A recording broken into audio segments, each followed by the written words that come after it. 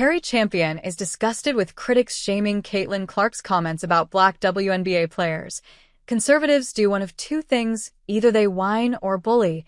After months of relative calm in the WNBA, Caitlin Clark has reignited the conversation surrounding the league, and, as always, it's impossible to ignore her impact. From her historic draft day-shattering viewership records to her electrifying playoff debut that drew unprecedented audiences, the Indiana Fever guard has remained at the forefront of WNBA discussions. Now, her comments on race, privilege, and acknowledgement of Black players have sparked widespread debate.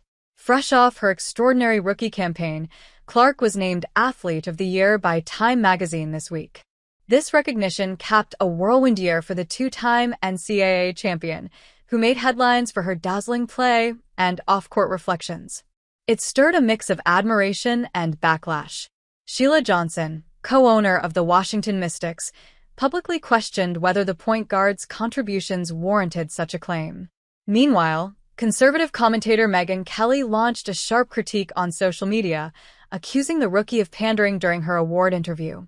Yet, American broadcaster Cari Champion emerged as her staunchest defender, condemning the uproar as another example of conservative double standards. "All she's simply saying is, I want to respect those who come before me," Champion said.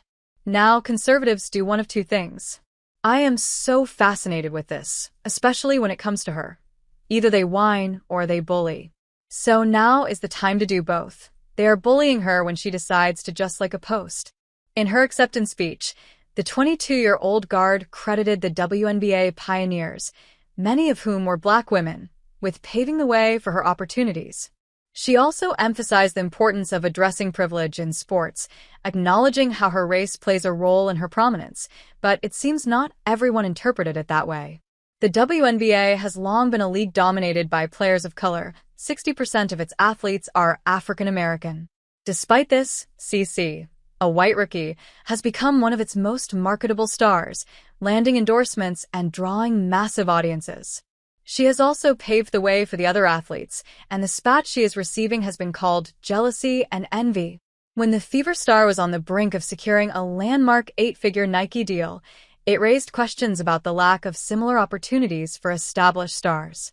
Aya Wilson, a 3-time MVP and cornerstone of the Las Vegas Aces, announced her Nike shoe deal only months later, highlighting disparities in recognition and marketability.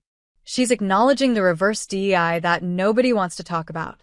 She has a privilege. She's been in this league for a year, and she makes more money than the people who built this league, and she understands that there's a reason, not because she shoots the ball well. Yes, that also helps, but there's another reason. There's a reason that says, I'm white, and it's a privilege, people love me, and I'm okay with that, and I'll also acknowledge everyone else. Why is she being bullied? Champion said. The league's 2024 season only underscored the guard's influence. It was the WNBA's most-watched regular season in 24 years, drawing 2.35 million fans, its highest total attendance in over 2 decades. The Fever rookie was central to the surge, with 3 games exceeding 20,000 attendees featuring Clark. The Iowa product herself has maintained a balanced perspective. She recognizes her status as an exceptional player, but is equally committed to advocating for the Black athletes who built the league. Her efforts to bridge that gap have made her a target of criticism.